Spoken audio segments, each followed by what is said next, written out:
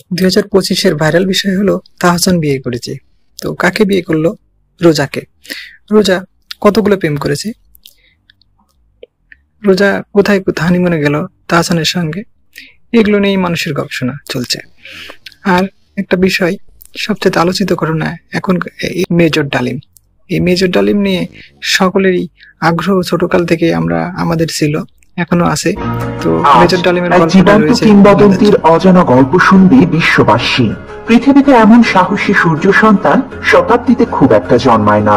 Lieutenant colonel Shariful হক ডালিম, Bir Uttom major ডালিম নামে যিনি সমধিক পরিচিত, যে নামটি শুনলেই কেঁপে ওঠে বাকশালীদের অন্তর।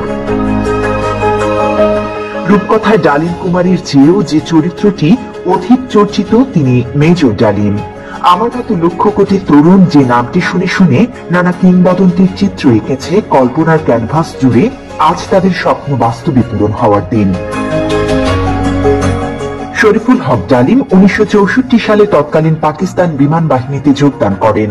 1965 সালের পাক ভারত যুদ্ধের পর তিনি বিমান বাহিনী থেকে সেনাবাহিনীতে যোগদান করেন। মুক্তিযুদ্ধের শুরুতে শরীফুল হক ডালিম 20 এপ্রিল 1971 সালে পাকিস্তান থেকে পালিয়ে এসে স্বাধীনতা যুদ্ধে বীরত্বের সাথে অংশগ্রহণ করেন। মুক্তিযুদ্ধে অসাধারণ সাহস ও কৃতিত্বের জন্য তিনি বীর উত্তম খেতাবে ভূষিত হন। 1975 সালের 15 আগস্টে শেখ মুজিবের হত্যাকাণ্ডের পর তাকে সেনাবাহিনীতে পুনর্নিয়োগ করা হয় এবং লেফটেন্যান্ট কর্নেল পদে পদোন্নতি দেওয়া হয়। 1976 সালে পররাষ্ট্র মন্ত্রণালয়ে নিয়োজিত হবার পর গণচীনে তাকে কূটনীতিক হিসেবে প্রেরণ করা হয়। 1980 সালে তিনি লন্ডন হাই কমিশনের সাথে যুক্ত হন। 1982 সালে কমিশনার হিসেবে হংকং এর দায়িত্বভার গ্রহণ করেন। 1988 সালে রাষ্ট্রদূত হিসেবে কেনিয়ায় দায়িত্ব পালন করেন। একই সাথে তাকে তানজানিয়ার দায়িত্ব দেওয়া হয়। ইউনেপ ও হেবিটাটে বাংলাদেশের স্থায়ী প্রতিনিধি হিসেবে দায়িত্ব পালন করেন তিনি। সোমালিয়ায় যুদ্ধকালীন সময়ে জাতিসংঘের শান্তিরক্ষা বাহিনীর অংশ হিসেবে প্রেরিত বাংলাদেশ সেনাবাহিনীর সদস্যদের সার্বিক তত্ত্বাবধানের বিশেষ দায়িত্ব তিনি পালন করেন। 1995 সালে তিনি সরকারি চাকরি থেকে অবসর লাভ করেন।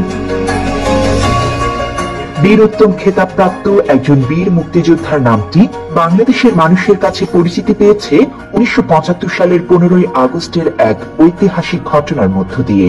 মেজর সৈয়দ ফারুক রহমান, খন্দকার আব্দুর রশিদ ও মেজর ডালিম সহ আরো কয়েকজন দেশপ্রেমিক সেনা কর্মকর্তা 1975 সালে দেশের সত্যিকার স্বাধীনতা সার্বভৌমত্ব রক্ষায় একটি সেনা অভ্যুত্থানের পরিকল্পনা করেন। 1975 সালের 15 আগস্ট দেশপ্রেমিক বীর উত্তম মেজর ডালিম ফিল্ড আর্টিলারি রেজিমেন্টের দায়িত্ব পালন করেন এবং শেখ মুজিবকে পরিবার সহ হত্যা করেন।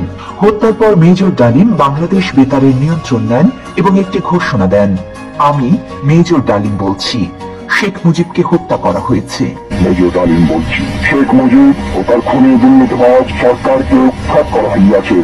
এই একটি ঘোষণার মধ্য দিয়ে বাংলাদেশের মানুষ সত্যিকার স্বাধীনতার স্বাদ পায়। হাজার হাজার মানুষ আনন্দে উদ্বেলিত হয়ে ওঠে, মিষ্টি বিতরণ করে দেশব্যাপী, যেমনটি করেছে 2024-এর 5 আগস্টে তার কন্যা ফ্যাসিস্ট খুনি হাসিনার পলায়নের পর। বাংলাদেশকে মুক্ত করে ভারতের আধিপত্য ও সম্প্রসারণবাদ থেকে, ইসলাম বিদ্বেষী শক্তির হাত থেকে, খুনি বাকশালী একজন স্বৈরশাসকের জগদ্দল শাসন ও শোষণ থেকে।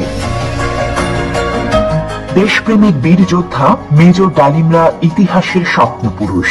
তারা ইতিহাসের সবচেয়ে বড় কুলাঙ্গারকে পরিবার সহ হত্যা করে বাংলাদেশকে জঞ্জাল মুক্ত করেছিলেন। গণ অভ্যুত্থান উত্তর নতুন বাংলাদেশের মেজর ডালিমদের দেশপ্রেমিক হিসেবে স্বীকৃতি সময়ের অপরিহার্য দাবি। মেজর ডালিম কেন ও কোন কারণে মুজিব পরিবারকে হত্যা করেছে তার বর্ণনা রয়েছে তার লেখা যা দেখেছি, যা বুঝেছি, যা করেছি, আমি মেজর ডালিম বলছি ও কিছু কথা কিছু ব্যথা বইতে। যারা শেখ হাসিনার দুঃশাসন দেখেছেন কিন্তু শেখ মুজিবের দুঃশাসন দেখেননি, তাদের কাছে হয়তো ডালিম অজানা শত্রু। বাবা এবং কন্যা এই জাতিকে যেভাবে ভয়ঙ্কর দুর্বিষহ যন্ত্রণা দিয়েছেন তা হয়তো ইতিহাসের পাতায় সেভাবে কেউ বর্ণনা করেনি। গত 15 বছর মানুষ হাসিনার হাত থেকে বাঁচতে চেয়েছিল, কিন্তু কেউ ডালিম হয়ে উঠতে পারেনি। 75-এ যদি ডালিম ফারুকরা না থাকতো, হয়তো জাতি আজ আরো ভয়ঙ্কর পরিণতি ভোগ করত। গত 15 বছর ধরে বাংলাদেশের 18 কোটি মানুষ একজন ডালিমের অপেক্ষায় ছিল। 24-এ ছাত্র জনতা এক একজন ডালিম হয়ে উঠেছিল বলে আমরা মুক্তি পেয়েছি। বাংলাদেশের সেই সাহসী বীর আজ আমাদের সামনে।